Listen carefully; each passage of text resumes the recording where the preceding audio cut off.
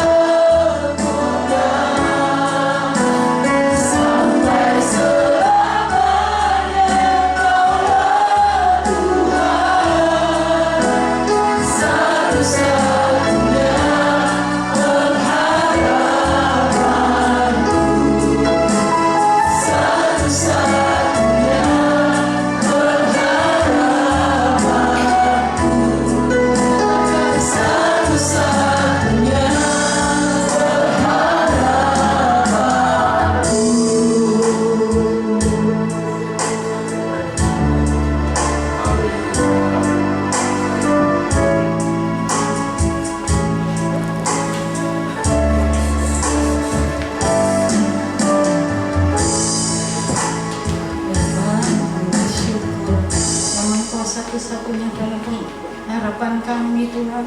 Kami tidak bisa berharap kepada siapapun selain Engkau Tuhan Yesus. Kami bersyukur, terima kasih punya Allah yang begitu luar biasa dalam hidup kami.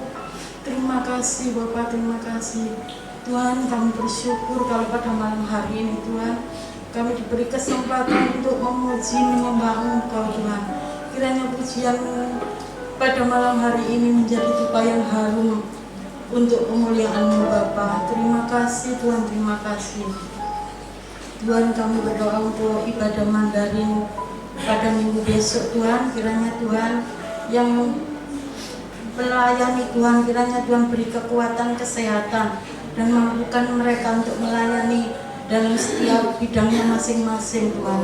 Terima kasih Bapak, terima kasih Tuhan. Kami juga berdoa untuk visi dan misi yang ada di Mandarin ini Tuhan. Kiranya Tuhan bercampur tangan apa yang menjadi visi misi di ibadah Mandarin ini Tuhan, ikut serta, ikut campur tangan. Kami bersyukur, terima kasih Tuhan, terima kasih Tuhan. Kami tidak lupa berdoa untuk pimpinan Mandarin Tuhan, Ibu Julian dengan Pak Arif. Kiranya Tuhan beri kesatuan hati Tuhan untuk memajukan ibadah Mandarin ini semakin diberkati Tuhan, semakin memuliakan nama-Mu Tuhan.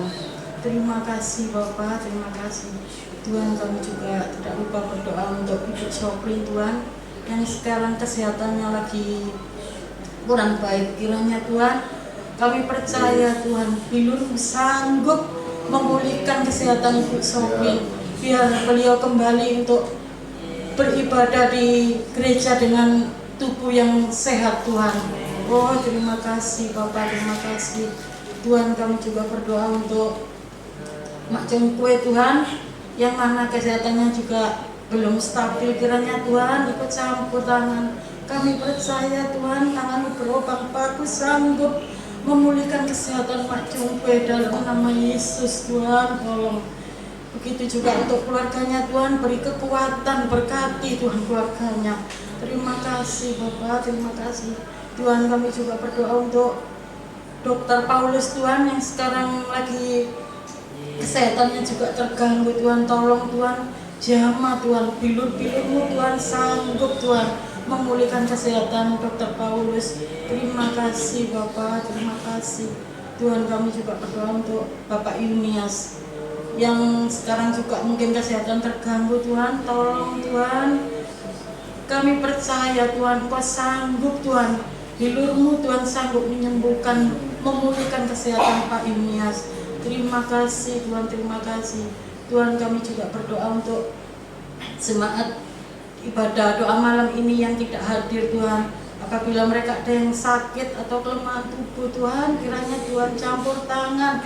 Kami percaya Tuhan Engkau sanggup Tuhan memulihkan mereka. Terima kasih Tuhan, terima kasih Tuhan. Kami juga berdoa untuk GPPS di manapun berada Tuhan. Tuhan ikut campur tangan, Tuhan berkati, Tuhan lawat semua pendeta-pendeta atau misionaris yang Tuhan percayakan. Oh terima kasih Bapak, terima kasih Tuhan. Kami juga tidak lupa berdoa untuk kota kami Surabaya Tuhan. Kiranya Tuhan jagai kota Surabaya ini, jauhkan dari segala macam teroris apapun itu bentuknya. Kami percaya Tuhan, banyak umat-Mu yang berdoa untuk kota Surabaya ini. Ada anak-anak-Mu yang tetap berdoa Tuhan. Kami percaya Tuhan ikut campur tangan. Terima kasih Bapak, terima kasih Tuhan. Sebentar kami akan mendengarkan firman-Mu. Kiranya sucikan dan kuduskan hati pikiran kami untuk menerima firman-Mu dengan baik. Terima kasih Tuhan, terima kasih. Semua kami doa ini kami serahkan hanya dalam nama Yesus. Kami berdoa dan mengucap syukur. Haleluya, amin.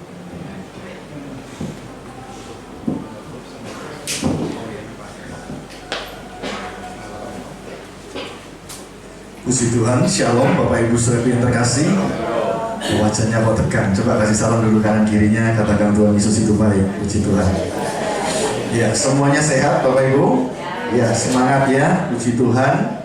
Walaupun hari-hari ini cuacanya nggak menentu, Ya, banyak orang juga kondisinya tidak begitu baik-baik saja. Puji Tuhan, haleluya. Nah, hari ini saya ingin membagikan firman Tuhan dengan judul penyembah benar. Mari ucapkan sama-sama, 1, 2, 3. Penyembah benar. Nah, mari kita buka Alkitab sama-sama di dalam Injil Yohanes pasal 4 ayat 20 sampai dengan ayat yang ke-24. Injil Yohanes pasal 4 ayat 20 sampai dengan ayat yang ke-24. Saya akan baca ayat genap. Tolong Bapak Ibu sambung ayat ganjil bersaut-sautan dengan saya. Terakhir nanti ayat 24 kita baca sama-sama dan kita akan amenkan bersama-sama. Demikian firman Tuhan Yohanes 4 ayat 20 sampai 24. Saya awali. Nenek moyang kami menyembah di atas gunung ini, tetapi kamu katakan bahwa Yerusalemlah tempat orang menyembah. 21.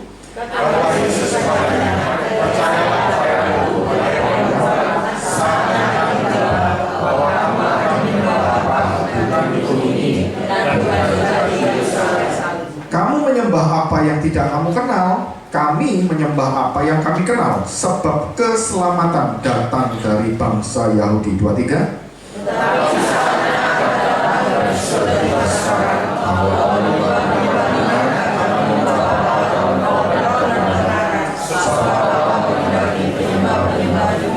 Sama-sama. Allah itu roh, dan barang siapa menyembah Dia harus menyembahnya dalam roh dan kebenaran. Yang percaya katakan amin. Berbahagialah orang yang dengar firman menyimpan dalam hati, bahkan dengan setia melakukannya. Bapak Ibu, dari pembacaan ayat-ayat yang kita sudah baca ini, kita sering mendengar kata penyembah benar. Harus menyembah Allah, menyembah Bapa dalam roh dan kebenaran. Bukan sebuah kebetulan kalau saya menyampaikan tema ini lalu bertepatan gereja kita ini juga ada doa kepenuhan Roh Kudus, ya. Memang kita sebagai anak Tuhan, sebagai umat tebusan Kristus ini harus punya pola hidup menyembah. Amin. Bilang sama-sama, menyembah. Ya. Menyembah itu bahasa aslinya proskuneo. Ya. Proskuneo itu artinya bukan ngomong kasar ya. Proskuneo itu digambarkan seperti seekor anjing yang menghampiri majikannya, lalu menundukkan kepalanya, lalu menjilat kaki majikannya. Itu proskuneo, ya, bahasa aslinya proskuneo. Jadi kalau semacam kita ini menyembah, kita ini sedang berhadapan dengan sosok pribadi yang menjadi tuan dalam hidup kita, raja dalam hidup kita. Makanya Yesus itu disebut Tuhan. Tuhan dalam bahasa Yunaninya Kurios. Kurios itu artinya tuan di atas segala tuan. Lord, tuan di atas segala tuan. Atau boleh dikatakan kalau dalam tradisi Jawa itu ada tuan besar, ada tuan muda. Kalau tuan muda itu anaknya, kalau tuan besar itu bapaknya, gitu. Nah, makanya kalau kita sebagai orang Kristen, orang percaya, kita yang telah ditebus, diselamatkan, hidup kita ini harus tunduk, sujud, menyembah kepada Allah di dalam Kristus. Artinya, hidup kekristenan kita harus hidup takut dan gentar kepada Tuhan. Dia itu Allah kita, Dia itu Raja kita, Dia itu pemimpin kita, Dia itu gembala kita. Maka kita sujud menyembah kepada Dia itu dengan hati yang hormat, hati yang takut, hati yang sungguh-sungguh menghargai. Yang setuju katakan amin. Amin. Ya.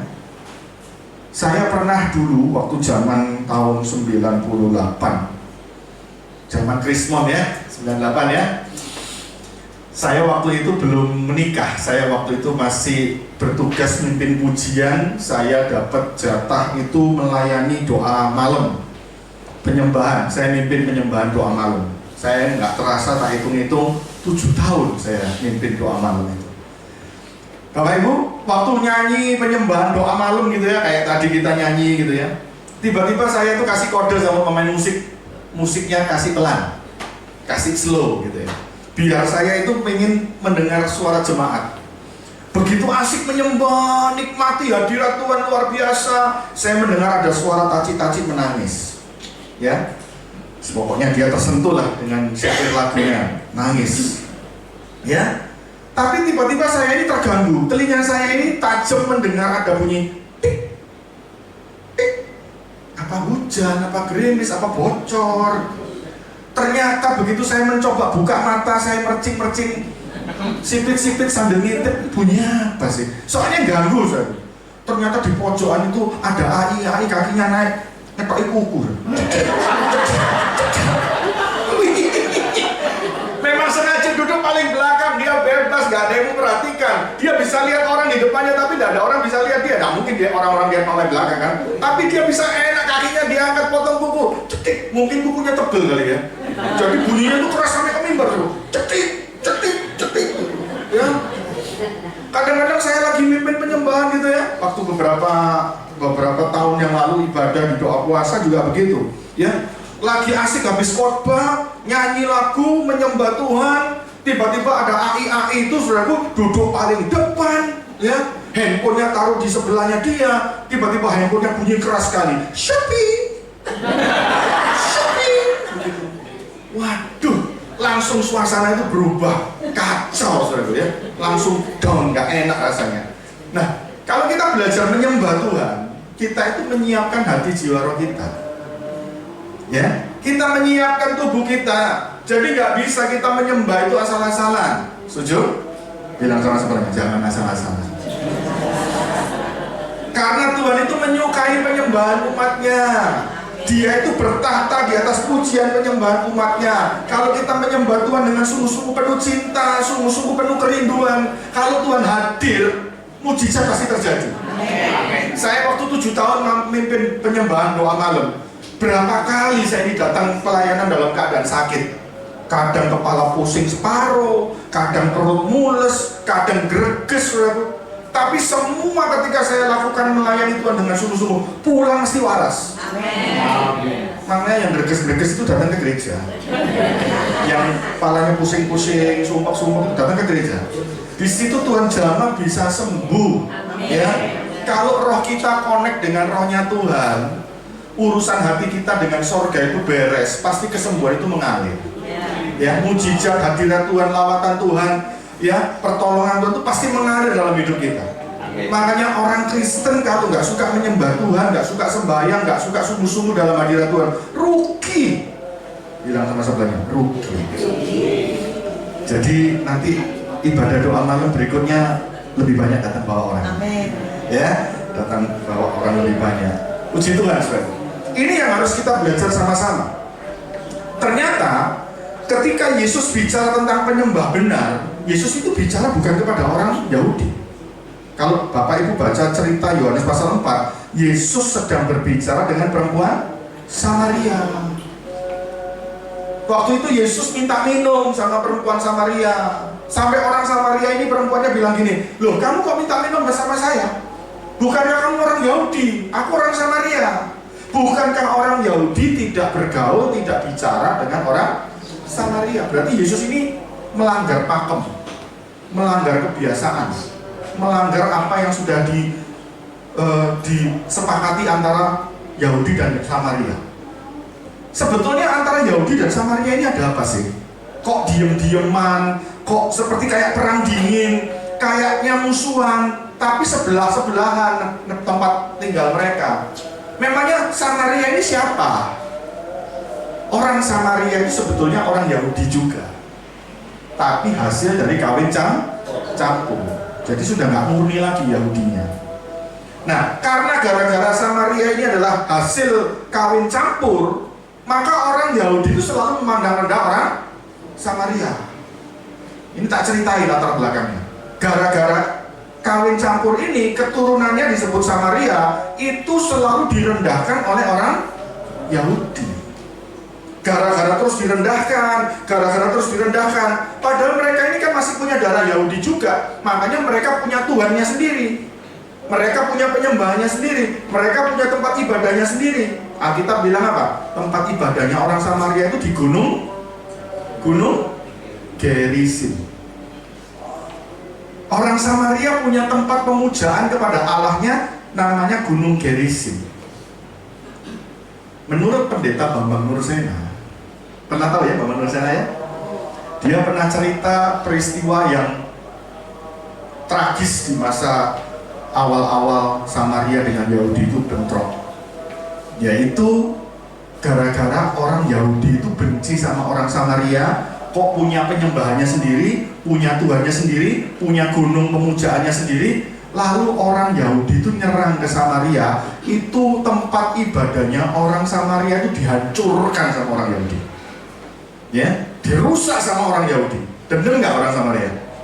Dendam nggak? Dendam. Maka orang Samaria nggak tinggal diam, dia balas. Dia gali kuburannya orang Yahudi. Orang Yahudi yang sudah jadi tulang belulang yang di dalam kuburan ini, tulangnya diambil, tulangnya diperemukkan, ya. Lalu remuan tulangnya jenazah ini dibawa ke bait Allahnya orang Yahudi. Di mana bait Allahnya orang Yahudi? Yerusalem. Dibawa ke Yerusalem, ditebarkan di halamannya bait Allah. Itu dilakukan oleh orang Samaria pada waktu menjelang perayaan Paskah. Maka perayaan Paskah orang Yahudi batal gara-gara najis kena tulangnya orang mati. Itu kayak bales-balesan. Maka sejak peristiwa itu antara Yahudi dan Samaria ini perang dingin. Gak mau bertegur sapa, ya, gak mau ada urusan, gak mau bicara, gak mau ada keperluan apa, gak mau putus gitu. Padahal sebetulnya sama-sama Yahudi. Makanya ketika Yesus memberitahu tentang perumpamaan, ada orang yang dirampok turun dari Yerusalem, betul ya? Lalu orang itu babak belur, compang-camping, terkapar di pinggir jalan. Lalu ada seorang imam lewat, imamnya tidak menolong, malah nyebrang menjauh daripada korban ini. Lalu ada orang Lewi turun juga sama, menyeberang, tidak mau mendekati orang yang jadi korban ini. Tetapi ada orang Samaria yang turun melihat orang yang terkapar ini. Lalu orang Samaria ini menolong, membawanya ke tempat penginapan, diobati dan lain sebagainya. Perumpamaan tentang mengasihi sesama yang dipakai oleh Yesus tentang orang Samaria yang baik hati, itu sama dengan nyinggung perasaannya orang Yahudi. Betul ya? Nyinggung perasaannya orang Yahudi. Kok seolah-olah Yesus itu memuja-muja musuh, seolah-olah Yesus itu mengagung-agungkan musuh. Orang Yahudi itu sangat marah kepada Yesus karena Yesus lebih mengunggulkan orang Samaria. Nah, pada waktu peristiwa Yesus ketemu sama perempuan Samaria, Yesus itu menjelaskan, kalau mau menjadi seorang penyembah yang benar, itu sudah tidak lagi ada urusannya dengan tempat, lokasi. Kalau orang Yahudi, konsepnya adalah menyembah itu harus ada di Gunung Sion. Gunung Sion itu Yerusalem, kota suci, Holy Land, ya. Orang Yahudi berpikir, orang Yahudi itu menyembah kepada Allah yang jelas, Allah yang detail, Allah yang Allah yang punya nama, Allah yang dikenal, yaitu Allah yang benar, Allahnya Abraham, Ishak, Yakub, Allah yang betul-betul detail, jelas punya nama. Makanya orang Yahudi bangga mengenal Allah yang mereka kenal, Allah Israel, Allah Abraham, Ishak, Yakub, ya. Allah yang berkuasa, Allah yang ajaib, yang ada di atas Gunung Sion, ada di Yerusalem. Itu konsep Yahudi tentang Allah. Menyembahnya harus di Yerusalem, di Gunung Sion. Tapi lain lagi dengan orang Samaria. Orang Samaria itu punya konsep penyembahan kepada Allah yang benar ada di atas Gunung Gerizim. Jadi mereka karena nggak bisa pergi ke Yerusalem, masih ditolak. Mereka punya tempatnya sendiri, Allah yang benar yang mereka akui, Allah atas bangsa-bangsa. Allah ada di Gunung Gerizim. Allah yang mereka yakini, Allah yang menciptakan semesta. Cuman antara Yahudi dan Samaria, mereka itu punya kekurangannya masing-masing. Punya apa Bapak Ibu? Kekurangannya masing-masing. Kekurangannya bagaimana? Perhatikan, jangan ngantuk. Orang Yahudi itu sangat bangga kepada Allah yang mereka kenal. Mereka tahu Yahweh, ya. Tetapi karena mereka kenal sama Allah, mereka sangat bangga dengan karya Allah pada zaman Musa dan lain sebagainya. Tapi kehidupan orang-orang Yahudi itu banyak yang munafik. Makanya Yesus pernah marah loh. Kamu seperti kuburan yang dilapur putih, luarnya kelihatan bersih, dalamnya penuh tulang belulang. Betul ya? Yesus itu menegur orang Yahudi, mereka yang sangat dekat dengan penyembahan, dekat dengan bait Allah sebagai imam-imam, tetapi kehidupan mereka itu munafik, suka sembahyang di perempatan-perempatan jalan. Mereka pakai jubah yang panjang, setiap ujung jubahnya itu ada ayat-ayat hukum Taurat. Wah, mereka bangga kalau disebut orang-orang rohani, tetapi kehidupan mereka munafik. Pernah tahu peristiwa perempuan ketangkep basah berbuat zina?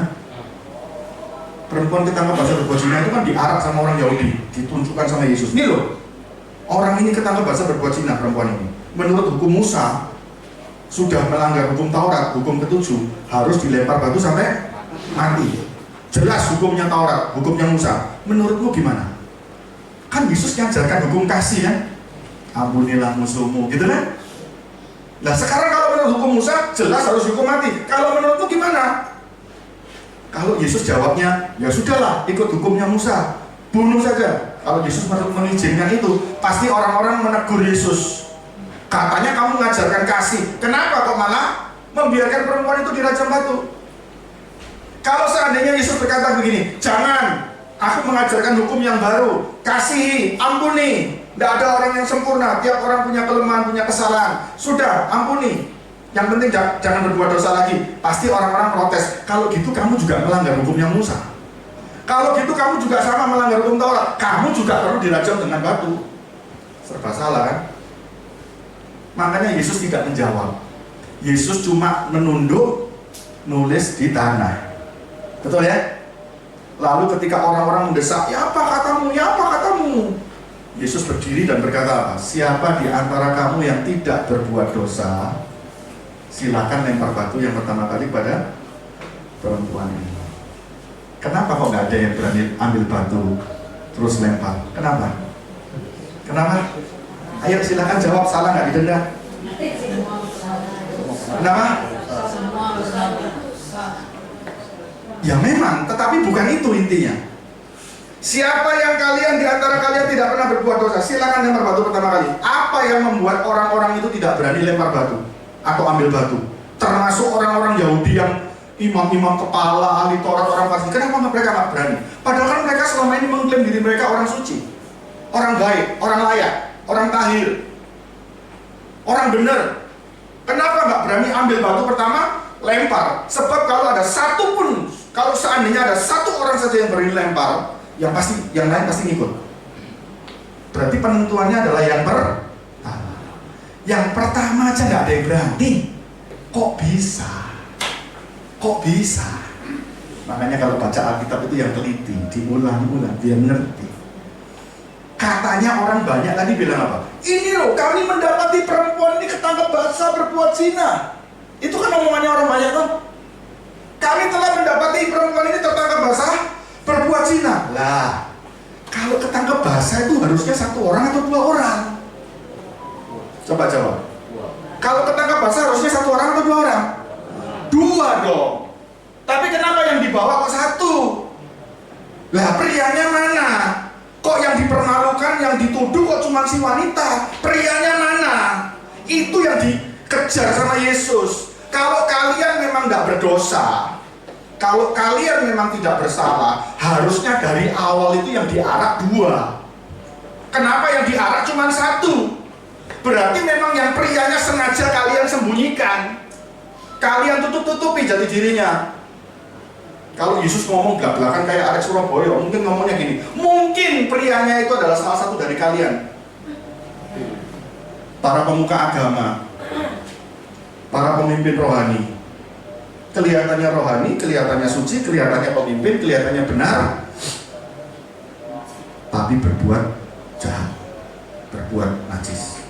Makanya tidak ada yang berani lempar batu pertama kali, karena mereka semua ditelanjangi oleh Yesus, dipermalukan oleh Yesus. Karena Yesus tahu mereka sedang menyembunyikan si pria itu. Kenapa disembunyikan? Karena bolonya dewek. Betul apa betul? Betul. Jadi kalau baca Alkitab itu ngerti ceritanya seru nggak? Seru. Orang itu sedang pernah baca Alkitab, rugi. Ternyata banyak peristiwa yang hebat di situ. Nah, Yesus bilang, orang Yahudi itu selalu percaya menyembah Allah yang benar. Tetapi masalahnya mereka hidup dalam kemunafikan. Walaupun mereka punya Yerusalem, punya Gunung Sion. Sementara orang Samaria menyembahnya itu sungguh-sungguh. Menyembahnya itu dengan kusuk. Menyembahnya itu dengan perasaan, dengan segenap hati. Tapi lucunya mereka tidak kenal sama Tuhan yang mereka sembah. Tuhannya GJ. Dulu GJ? Gak jelas. Tuhannya gerambian, sengana. Tapi nyembahnya sungguh-sungguh, sampai mewek-mewek gitu ya, sampai jerit-jerit, doanya itu sampai goyang-goyang, tapi yang disembah ini gak jelas. Nah, perkataan Tuhan Yesus tadi yang kita sudah baca menunjukkan dari sisi Yahudi penyembahannya belum sempurna. Dari sisi Samaria penyembahan mereka juga tidak sempurna, belum berkenan kepada Tuhan. Ingat, ketika Yesus mati di atas kayu salib, tirai bait Allah itu terbelah jadi dua. Sehingga manusia bisa menyembah kepada Allah, tidak perlu lagi penghalang, tidak perlu lagi perantara, tidak perlu lagi pakai media, tidak perlu. Maka itu Yesus berkata di dalam ayat yang ke-21, kata Yesus kepadanya, percayalah kepadaku hai perempuan, saatnya akan tiba bahwa kamu akan menyembah Bapa bukan di gunung ini, bukan di gunung Gerizim, tapi juga bukan di gunung Yerusalem, bukan. Nanti akan ada datang waktunya orang-orang itu menyembah aku, menyembah Bapa, menyembah Allah, tidak dibatasi tempat, tidak dibatasi ruang, waktu, lokasi, enggak. Makanya saudara, kalau Anda sampai mati nggak pernah pergi ke Israel, nggak pernah ke Yerusalem, nggak pernah ke Holy Land, nggak masalah. Amin. Khotbah saya kayak gini nggak disenangi sama pemimpin travel. Ya toh, orang travel kan selalu yang diiming-imingkan ziarah ke Holy Land. Saya mau tanya, kalau punya uang ke Holy Land boleh nggak? Kalau saudara punya uang berlebih-lebih, setahun 2 kali bisa keliling dunia, bisa ke Rusia, bisa ke Cina, bisa ke Amerika, kenapa punya uang nggak pernah pergi ke Holy Land? Monggo silakan. Tapi kalau saudara nggak punya uang, nggak bisa ke luar negeri, jangankan Holy Land, Malaysia aja belum tentu tahu kapan bisanya. Nggak usah minder. Amin.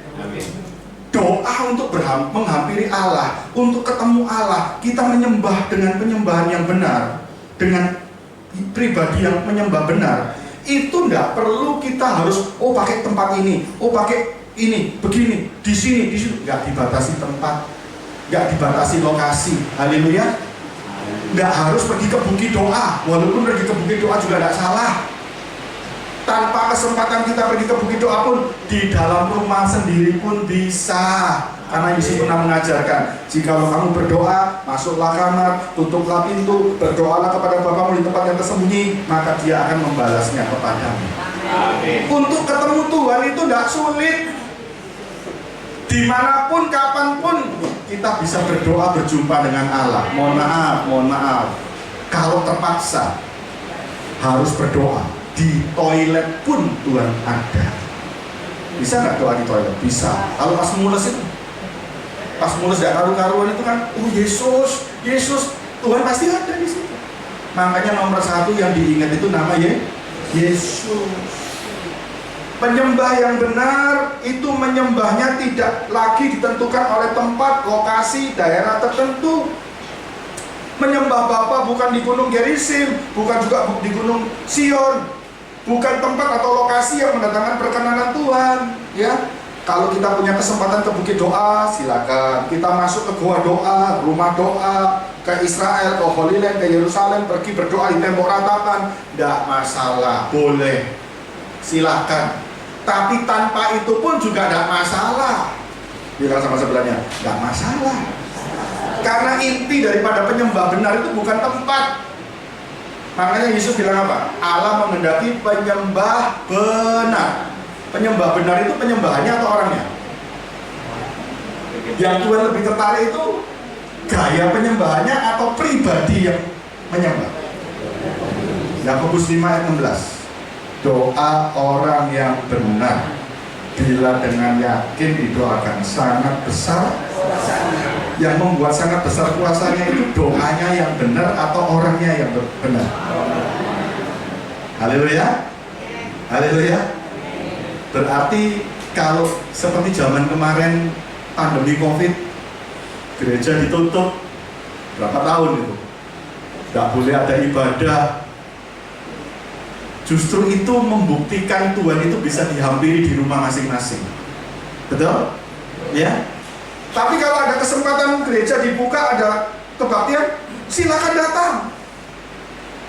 Tapi kalau kita memang tidak bisa karena kondisi sakit misalnya, atau kemarin pandemi, tetap berdoa di rumah. Karena Tuhan itu maha hadir, ada di mana-mana. Bahkan ada sebuah lagu kuno yang berkata, Dia hanya sejauh doa. Haleluya. Ibadah kita sempurna atau tidak bukan ditentukan lokasi, tempat, daerah, bukan. Saya ketika pelayanan di Singkawang, sampai dibawa teman saya ke Bengkayang. Pernah tahu nama Bengkayang? Bengkayang itu tempat pinggirnya hutan di lereng gunung. Itu semua penduduknya orang Dayak semua.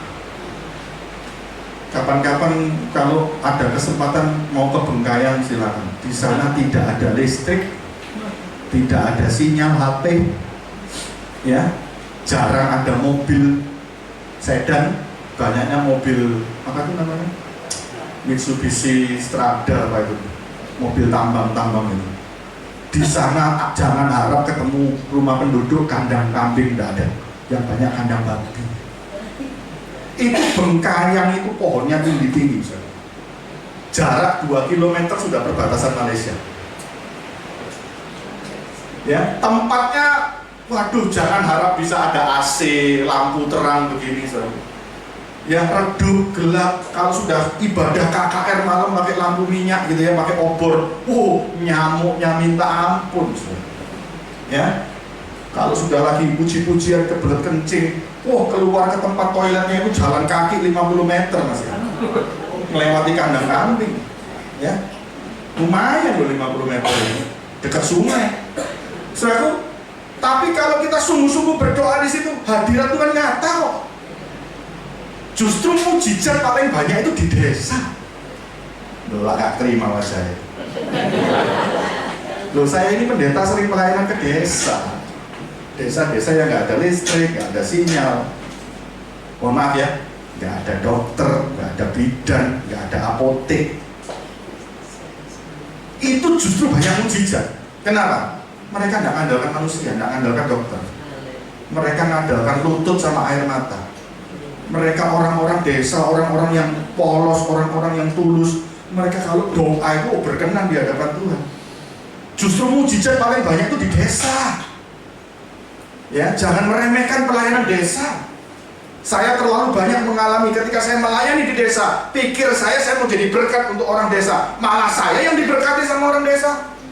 Saya malah ditunjukkan realita ibadah mereka sangat-sangat sederhana, sangat-sangat tidak layak, tetapi mereka bisa mencintai Tuhan dengan menyembah Tuhan seperti itu. Berkorban, datang dari jauh, dari balik bukit, datang lewati hutan, lewati sungai, lewati bahaya. Tapi mereka datang cinta kepada Tuhan, ibadah. Kita yang di kota saja kadang-kadang masih banyak penawaran ya. Begitu berangkat ke gereja, sisiran rambut, mau siap-siap, lihat TV sinetronnya main, burung budal ke gereja. Ya, nonton sinetron, gitu ya. Saudaraku, banyak godaannya, banyak alternatifnya. Wes ibadah lewat streaming aja, lewat internet aja. Loh, saudara lihat, realitas seperti itu. Maka itu penyembah yang benar penyembahannya tidak lagi ditentukan oleh tempat, lokasi, atau daerah tertentu.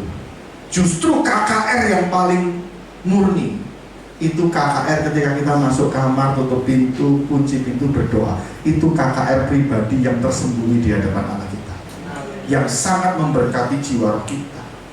Yang pertama selesai. Yang kedua, penyembah benar itu bagaimana, Pak? Ayat 22.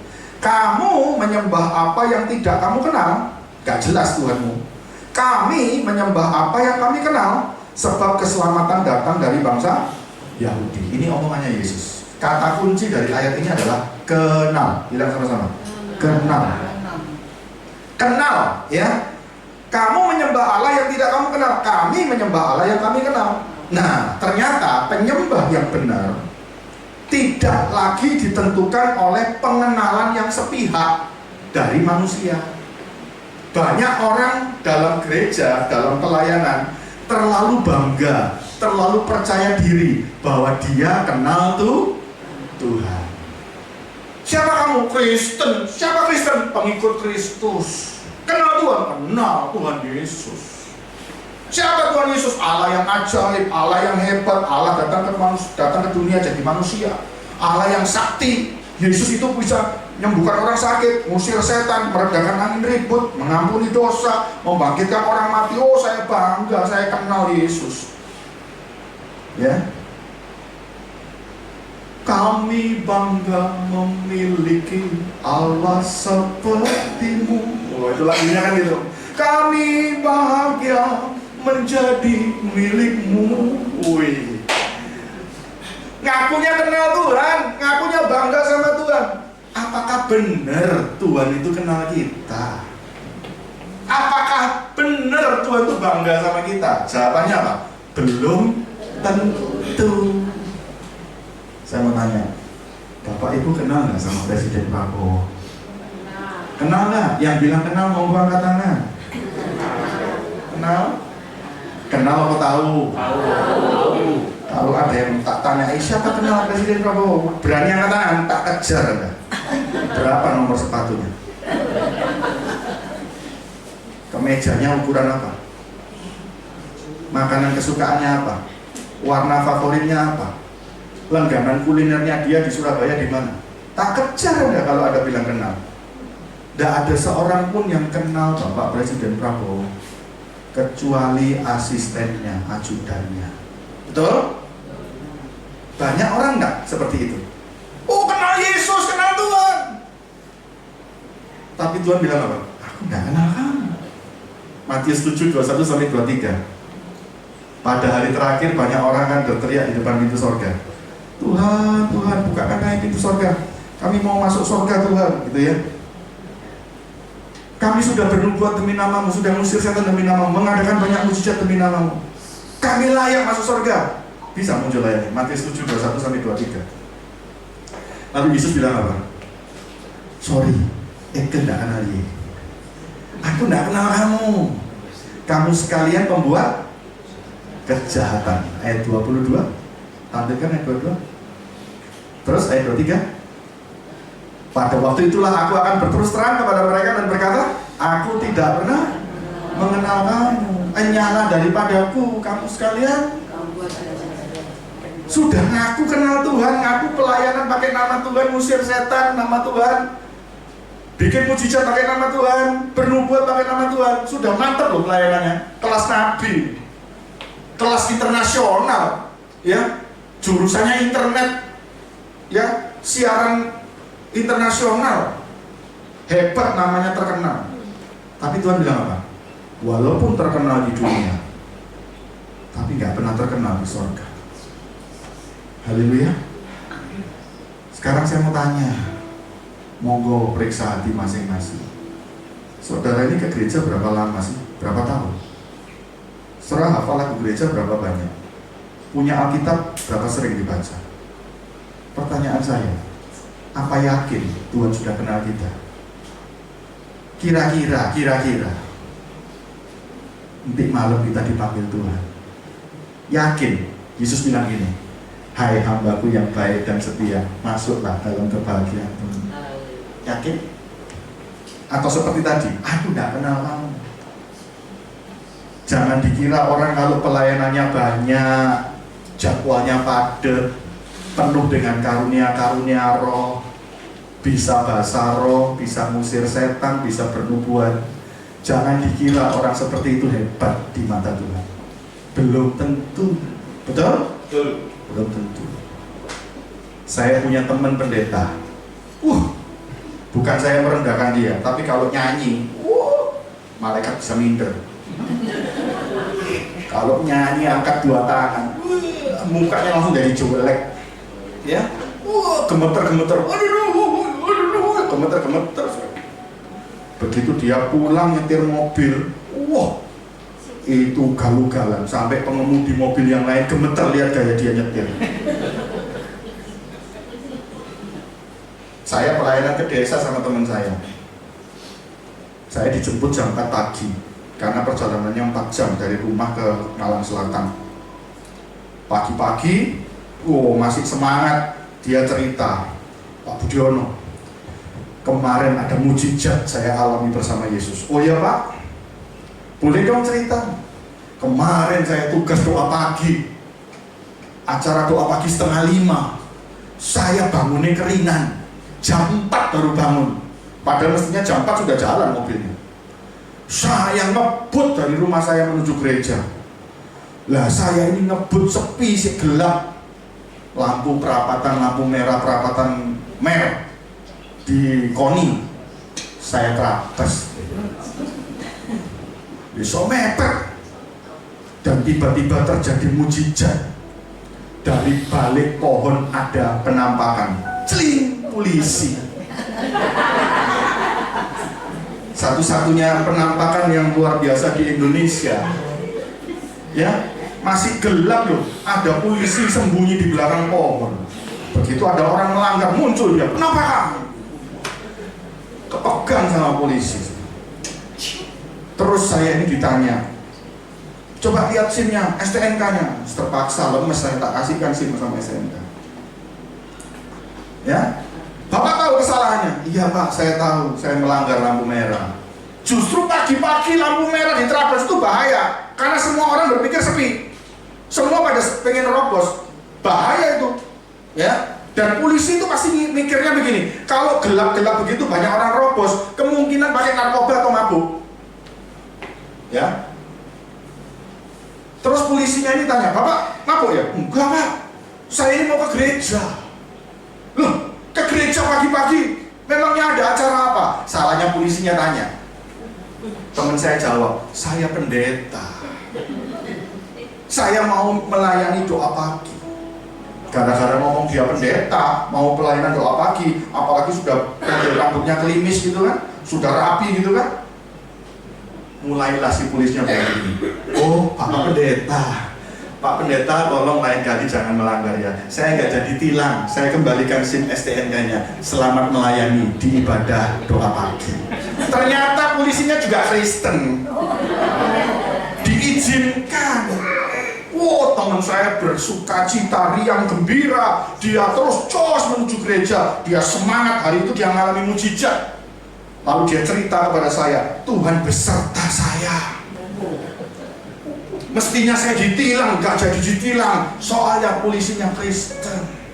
Tuhan beserta saya, Tuhan berkenan sama saya. Langsung tak sikut cek. Waktu kamu dilepaskan polisi bilang Tuhan berkenan, Tuhan beserta. Lah waktu kamu melanggar lampu merah itu Tuhan taruh di mana?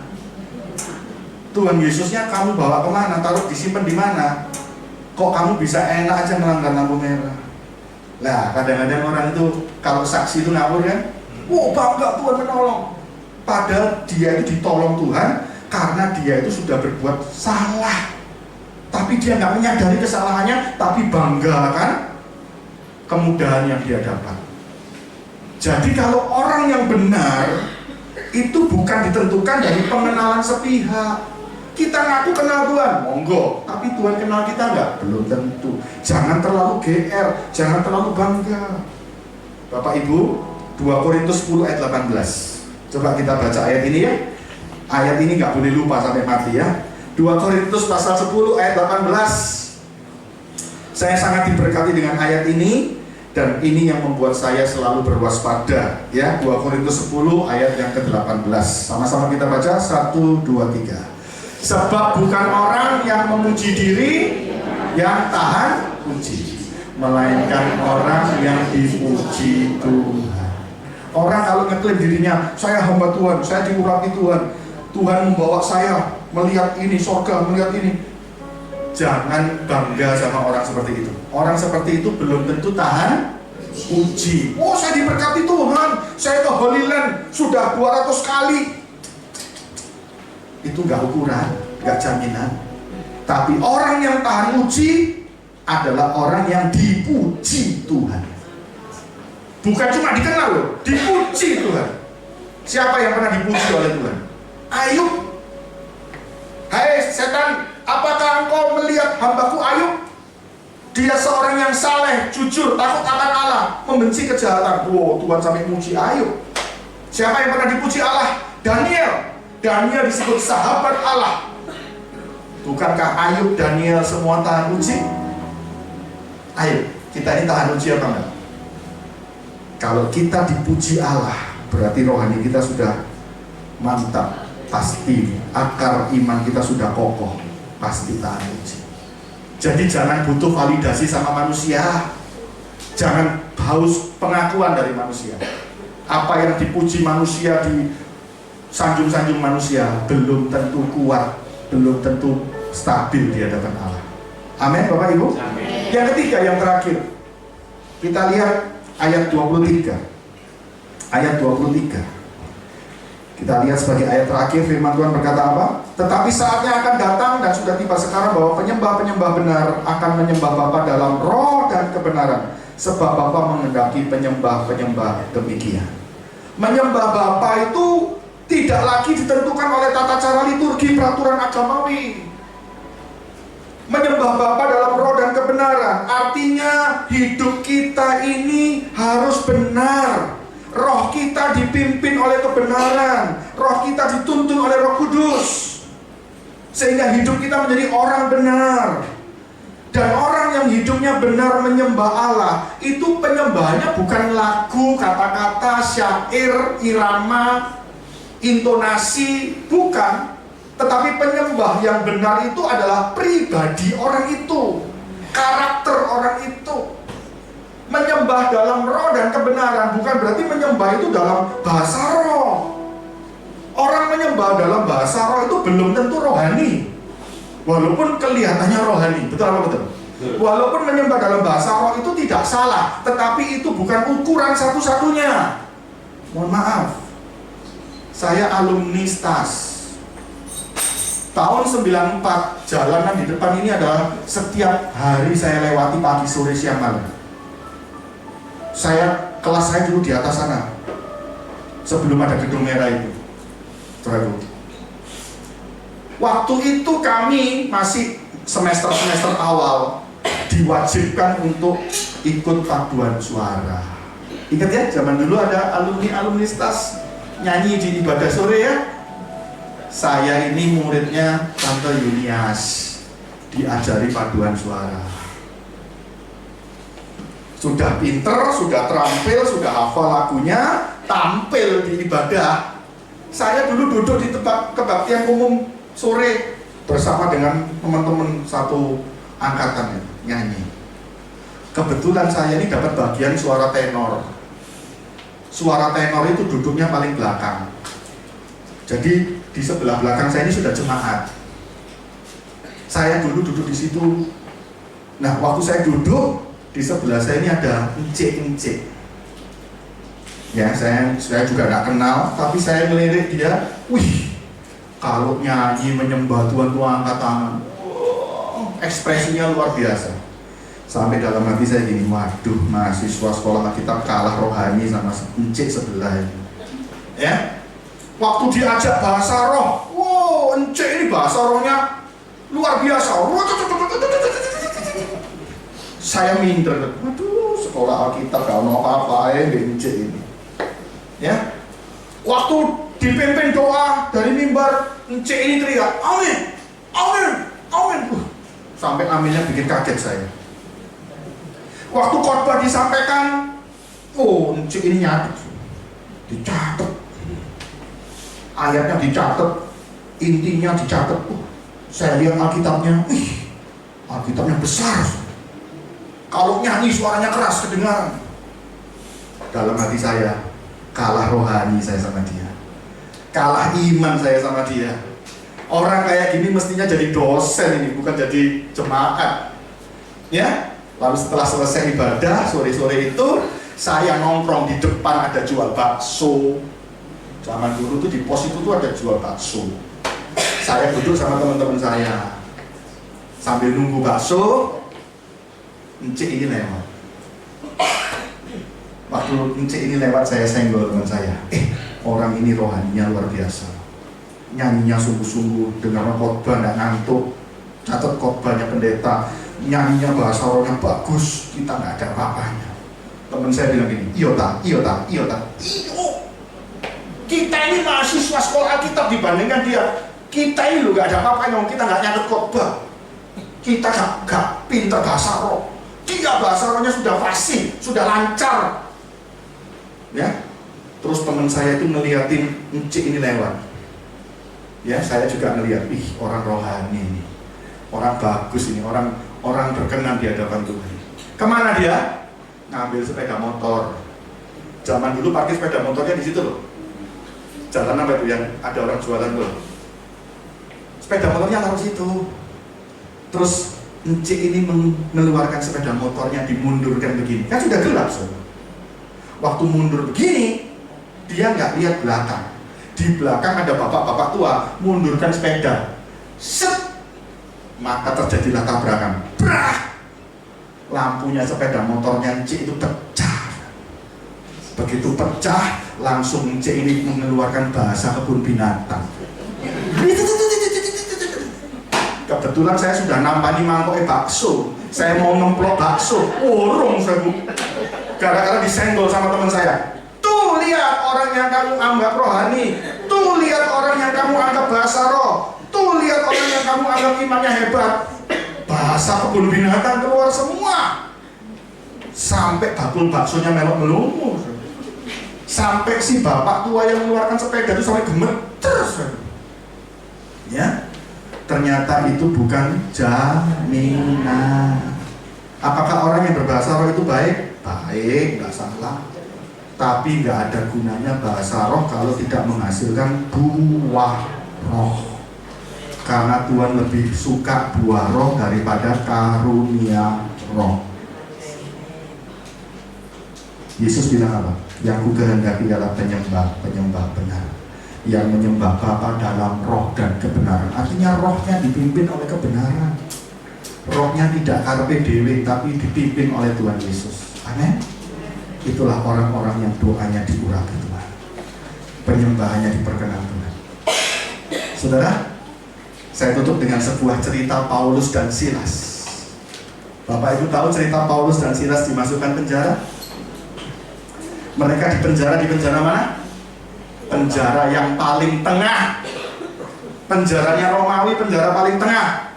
Itu penjara yang paling serem. Karena penjaranya Romawi itu bentuknya kayak begini,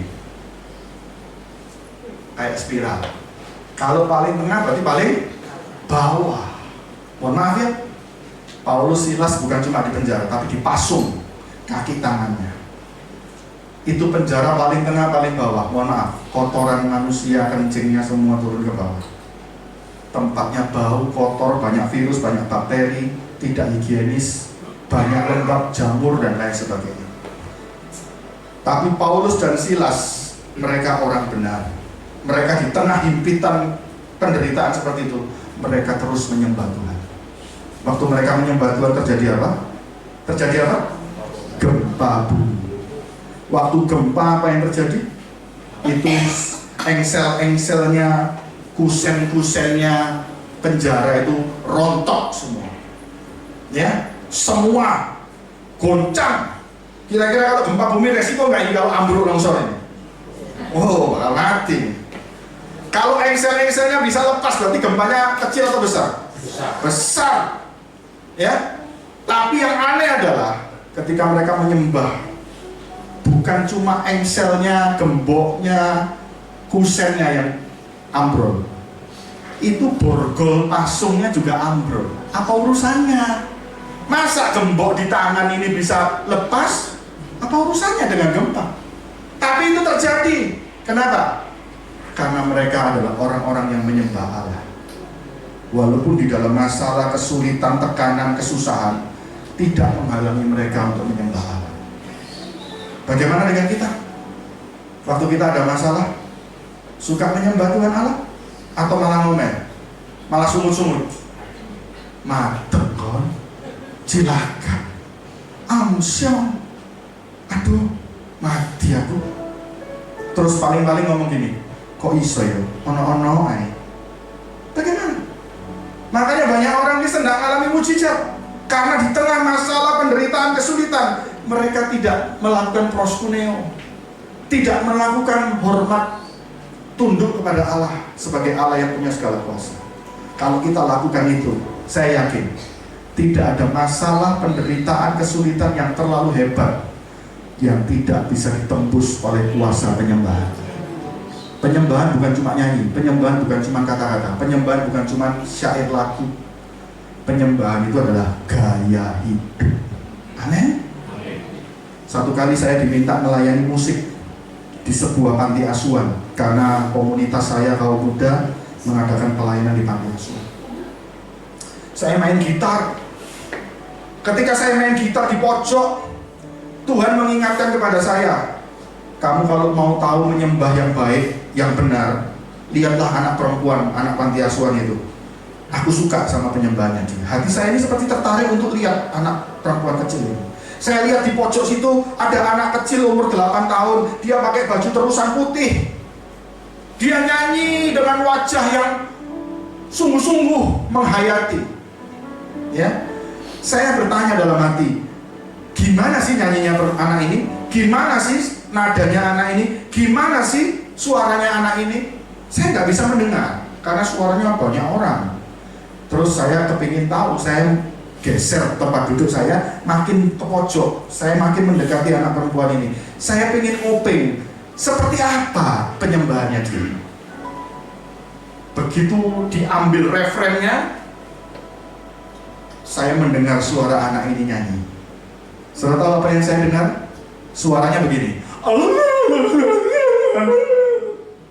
Ternyata anak ini bisu.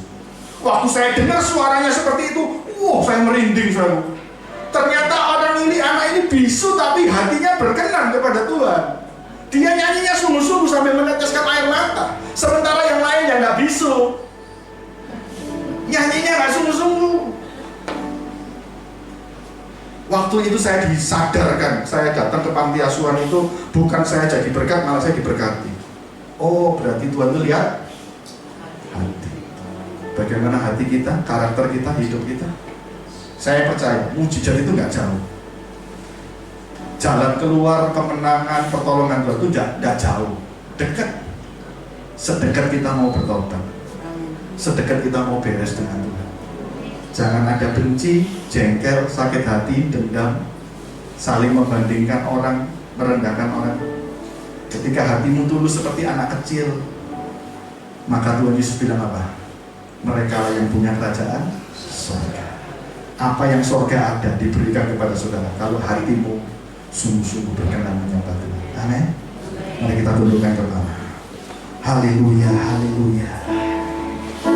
Terima kasih Tuhan Yesus. Segala perkara dapat ku tanggung di dalam Dia yang memberi kekuatan. Tuhan Yesus penolong dan sahabat. Tetap percaya Tuhan. Mari kita bangkit berdiri perlahan-lahan. Segala perkara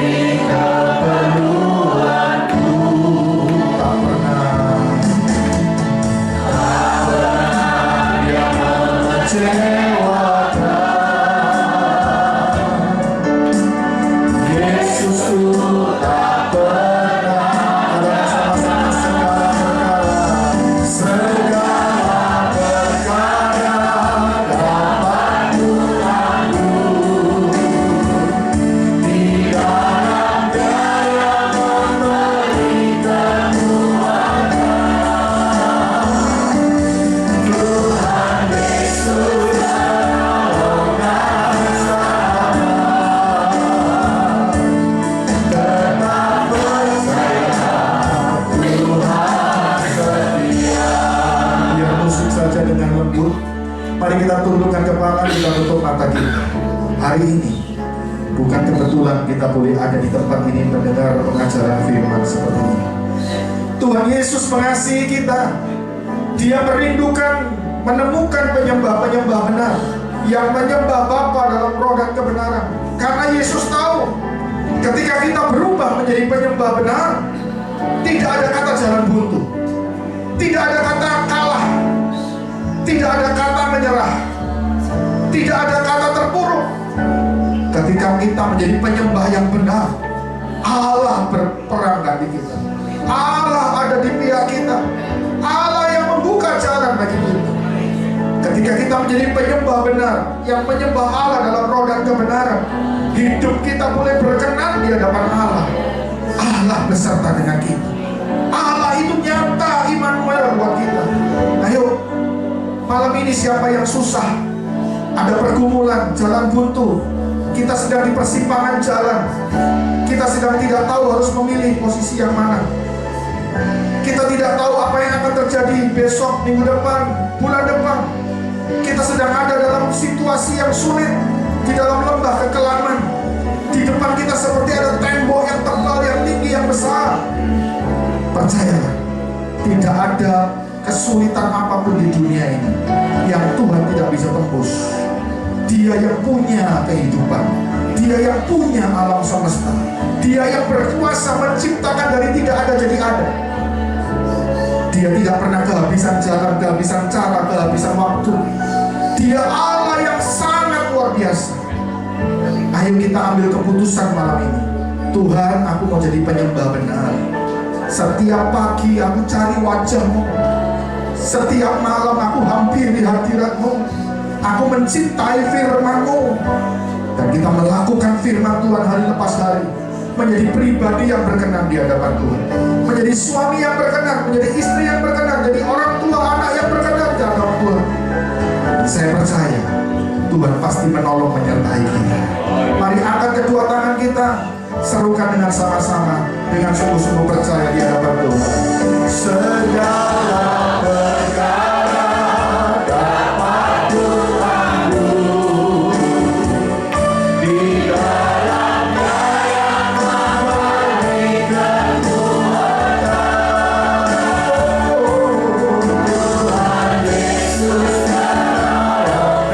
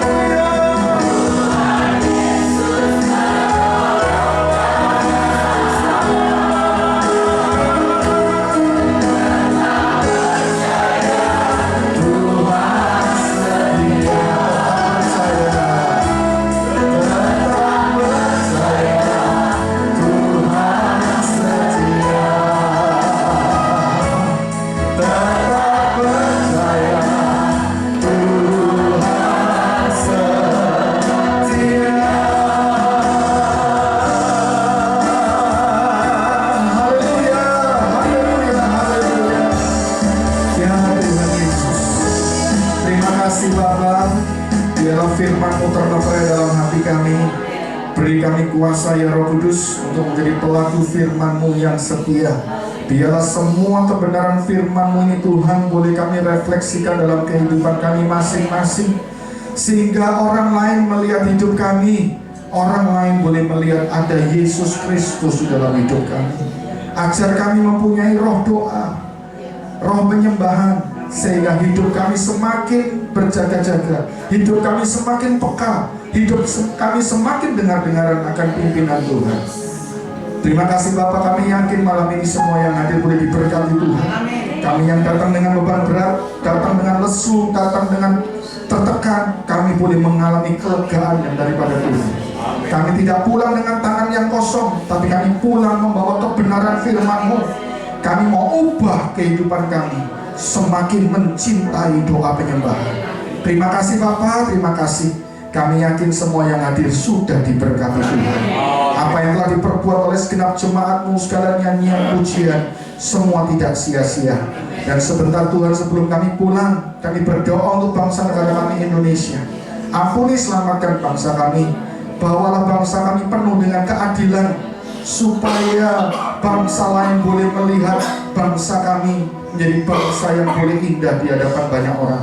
Terima kasih Tuhan, terima kasih. Semua masalah-masalah, kasus-kasus yang tampak tanpa keadilan, biarlah Engkau yang membuktikan semuanya menjadi nyata Tuhan. Keadilan boleh terlihat nyata Bapa. Kami serahkan gereja ini, komunitas ini Tuhan, ibadah doa malam Mandarin, kiranya Engkau memberkati dari ketua, pengurus semua, bahkan seluruh jemaat-Mu boleh dipakai Tuhan, bergandeng tangan melayani Tuhan, memenangkan banyak jiwa, membawa banyak jiwa bertumbuh rohaninya kepada Tuhan. Terima kasih Bapa, terima kasih. Sebentar kami akan pulang, kami mohon penyertaan Tuhan, lindungi sertai tibakan di rumah dengan keadaan baik. Bahkan apa yang kami kerjakan sepanjang minggu ke depan, Tuhan buat semuanya berhasil. Oleh sebab itu saudara yang terkasih, mari angkat kedua tangan kita, pulanglah dan lakukanlah firman Tuhan, serta terimalah berkat dan rahmat daripada Allah Bapa, cinta kasih daripada Yesus Kristus, serta persekutuan pengurapan daripada Roh Kudus menyertai, memberkati, melingkupi, menaungi dan memimpin kita mulai sekarang sampai selama-lamanya. Dalam nama Tuhan Yesus Kristus kami berdoa mengucap syukur. Haleluya. Yang diberkati bersama berkata amin. Selamat malam, selamat pulang.